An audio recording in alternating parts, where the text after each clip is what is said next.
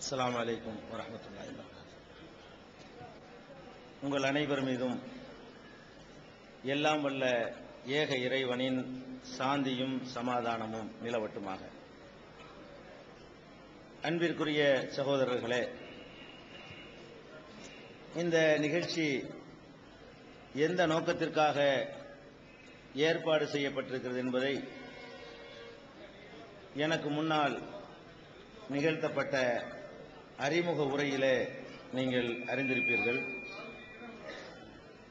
இந்த நிகழ்ச்சியினுடைய ஒரே நோக்கம், ஒவ்வொரு மதத்தவரும் ஏனைய மதத்தை பற்றி, அந்த மதத்தினுடைய கொள்கை, கோட்பாடுகள், சட்டதிட்டங்களை பற்றி அறிந்து கொண்டால் நமக்கு மத்தியிலே ஒரு நல்ல சுமூகமான உறவு நிலைக்கும் என்பதற்குத்தான் இந்த நிகழ்ச்சியை நாங்கள் ஏற்பாடு செய்து நடத்தி வருகிறோம்.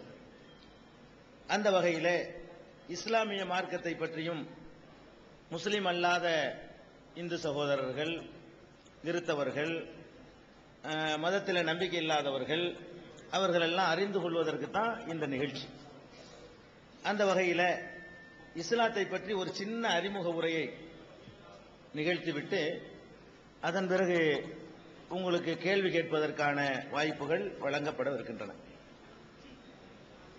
இந்த உலகத்தில் ஏராளமான படைப்பினங்கள் இருக்கின்றன. இந்த படைப்புகளில் எல்லாம் மனிதர்களாகிய நாம் மிக உயர்ந்த படைப்பாக படைக்கப்பட்டிருக்கிறோம்.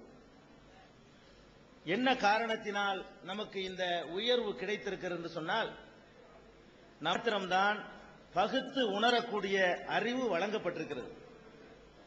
உலகத்தில் உள்ள எந்த பிராணிகளுக்கும் வேற எந்த படைப்பினங்களுக்கும் மனிதனுக்கு வழங்கப்பட்டிருக்கிறது மாதிரியான பகுத்தறிவு வழங்கப்படவே இல்லை. இந்த பகுத்தறிவு என்ற இந்த பொக்கிஷத்தை வைத்துத்தான் இன்னைக்கு ஏராளமான நன்மைகளை இந்த உலகம் பெற்றுக் கொண்டிருக்கிறது, நாம் அனுபவிச்சுக்கிட்டு இருக்கிறோம். இந்த பகுத்தறிவு மாத்திரம் இல்லைன்னு சொன்னா மிருகங்கள் வாழ்வது போன்ற ஒரு வாழ்க்கை தான் நம்ம இன்னைக்கு வாழ்ந்து கொண்டிருப்போம்.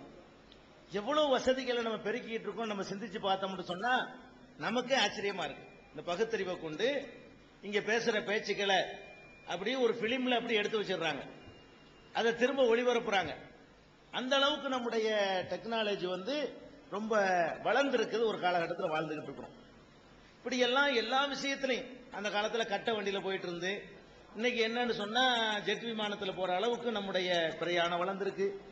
கைக்குத்தல் அரிசியிலிருந்து மாறி இன்னைக்கு ஒரு நிமிஷத்துல லட்சக்கணக்கான மூட்டை நெல்ல அரிசியாக்குற அளவுக்கு மனிதன் வளர்ந்திருக்கிறான். எந்த துறை எடுத்துக்கிட்டாலும் சரி, ஒரு 200 வருஷத்துக்கு முந்தி இருந்த மக்களோட ஒப்பிடும் பொழுது நம்மளை பார்த்து நம்ம ஆச்சரியப்படுறோம். நம்ம தானே இப்படிலாம் கண்டுபிடிச்சோம் கொடுக்கப்பட்டிருக்கான்.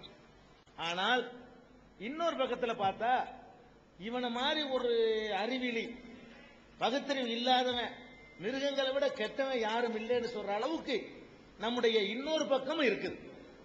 பகுத்தறிவு இருக்கத்தான் செய்யுது, நல்லது தீர்மானிக்கக்கூடிய ஆற்றல் நமக்கு வழங்கப்பட்டு தான் இருக்குது. ஆனாலும் கூட நல்லதுன்னு நினைக்கிற எல்லாத்தையும் நம்ம செய்யறது இல்லை, கெட்டதுன்னு தெரிகிற எல்லாத்தையும் விட்டு நம்ம விளைவிக்கிறது இல்லை. இது எல்லாரும் நீங்க பார்த்துக்கிட்டு தான் இருக்கிறீங்க. ஒருத்தர் குடிக்கிறாரு, அவர்கிட்ட போய் கேளுங்க, குடிக்கிறது நன்மை இல்லேம்பாரு, சொல்லி குடிப்பாரு. எது நன்மை இல்லைன்னு அவர் ஒத்துக்கிறாரோ, எதுல தீமை இருக்குதுன்னு அவருக்கு தெரியுதோ அது அவரே செய்வாரு. ஏன் கெட்டது அப்ப ஏன் குடிக்கிற? இருந்து விவசாயத்திலிருந்து கொடுக்கல் வாங்கல இருந்து பிறப்புல இருந்து இறப்பு வரைக்கும் உள்ள அத்தனை பிரச்சனைகள்லையும் இஸ்லாம் கடவுள் தலையிடுவாரு. அதுக்கு சில சட்டத்திட்டங்களை வகுத்து தந்திருக்கிறாரு. அதன் அடிப்படையில் நாம நடக்கணும். இதான் இஸ்லாம். லா இலாஹ இல்லல்லாஹ்னு நம்ம முஸ்லிம்கள் சொல்லுவாங்களே, அதனுடைய பொருள் இதுதான். அகில உலகத்திற்கும் அதிபதியாகிய ஒரு கடவுள் இருக்கிறான். அந்த கடவுள் நம்மை பார்த்து கொண்டிருக்கிறான், நம்மளை கண்காணித்துக் கொண்டிருக்கிறான். அவன்கிட்ட இருந்து நம்ம தப்பிச்சுக்கிற முடியாது. அதுக்கு பயந்து இந்த உலகத்தில் ஒழுங்கா நடக்கணும்.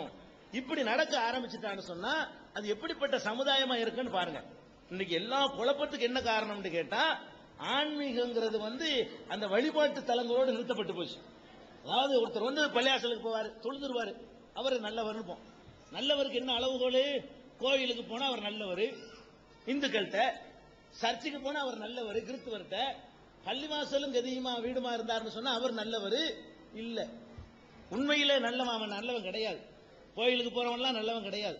சர்ச்சுக்கு போறவன்லாம் நல்லவன் கிடையாது, பள்ளிவாசலுக்கு போறவன்லாம் நல்லவன் கிடையாது. நல்லவன் சொன்னா மனித குலத்துக்கு நல்லவனா நடக்கணும், மனித குலத்துக்கு செய்யற தொண்டுகளை செய்யணும். அக்கம் பக்கத்தாருக்கு செய்யற கடமை, பொண்டாட்டிக்கு செய்யற கடமை, புருஷனுக்கு செய்யற கடமை, வீட்டுக்கு செய்யற கடமை, உலகத்துக்கு செய்யற கடமை, பிற சமுதாய மக்களுக்கு செய்யற கடமை, இப்படி ஏராளமான கடமைகள் மனிதன் மீது சுமத்தப்பட்டிருக்குது. எல்லாத்துலயும் ஒழுங்கா நடந்துட்டான்னு சொன்னா, அப்படி எல்லாரும் நடந்தோம்னு சொன்னா கொஞ்சம் கற்பனை பண்ணி பாருங்க, அது எப்படிப்பட்ட ஒரு சமுதாயமா இருக்கும், எப்படிப்பட்ட வாழ்க்கையா இருக்கும்னு கொஞ்சம் யோசிச்சு பாருங்க. நபிகள் நாயகம் எங்களுடைய வழிகாட்டியாக நாங்கள் எல்லாம் நம்பிக்கை வச்சிருக்கிற நபிகள் நாயகம் அவர்கள் ஒரு அற்புதமான ஒரு நிகழ்ச்சியை, ஒரு சம்பவத்தை, அதாவது யாரெல்லாம் சொர்க்கம் என்ற அந்த பாக்கியத்தை அடைவார்கள் என்பதை விளக்கும் பொழுது ஒரு அருமையான சம்பவத்தை சொல்லி காட்டுறாங்க. ஒருவர் முன்காலத்தில் ஒரு நல்ல மனிதர் வாழ்ந்தார். நல்ல மனிதருக்கு இலக்கணம் இதுதான், தொழுகிறது அல்லது சர்ச்சைக்கு போறது, கோயிலுக்கு போறது அல்ல நல்லவர். நல்லவருக்குரிய சரியான இலக்கணம் என்னன்னு கேட்டா, முன்காலத்தில் ஒருத்தர் இருந்தார். அவரிடத்துல ஒரு கூலி தொழிலாளி வந்து வேலை பார்த்தார். சில நாட்கள் வேலை பார்த்துட்டு கூலி வாங்காம போயிட்டார். நான் அப்புறம் வாங்கிக்கிறேன்னு சொல்லி. அவர் போனவர் இன்னைக்கு வருவாரு, நாளைக்கு வருவாரு, நாளை கழிச்சு வருவாருன்னு இவர் கூலியை வச்சு எதிர்பார்த்துட்டே இருக்காரு. அவர் வரல. ஒரு வாரம் ஆச்சு வரல, 10 நாள் ஆச்சு வரல, 15 நாள் ஆச்சு வரல.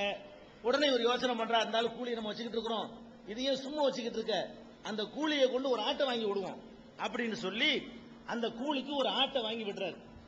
ஒரு ஆடு 2 ஆடா போகுது, அப்பவும் வரல. அவரு 2 ஆடு 3 ஆடா போகுது, அப்பவும் வரல. 10 ஆடா போச்சு, அப்பவும் வரல. ஆட்டு பண்ணையும் உருவாச்சு, வரல. அப்புறம் அது மாட்டு பண்ணையா மாறுனுச்சு, அப்பவும் வரல. ஒட்டக பண்ணையாக்குறாரு, என்னென்னமோ உருவாக்குறாரு. பெரிய பார்த்தா ஆடுகள் என்ன, மாடுகள் என்ன, ஒட்டகம் என்ன, இவருடைய முதலீட்டுல இருந்து, அந்த ஒரு ஆட்டுல இருந்து அப்படி பெருகி போயிடுச்சு. ரொம்ப காலத்துக்கு பிறகு அவர் வர்றாரு திரும்பி.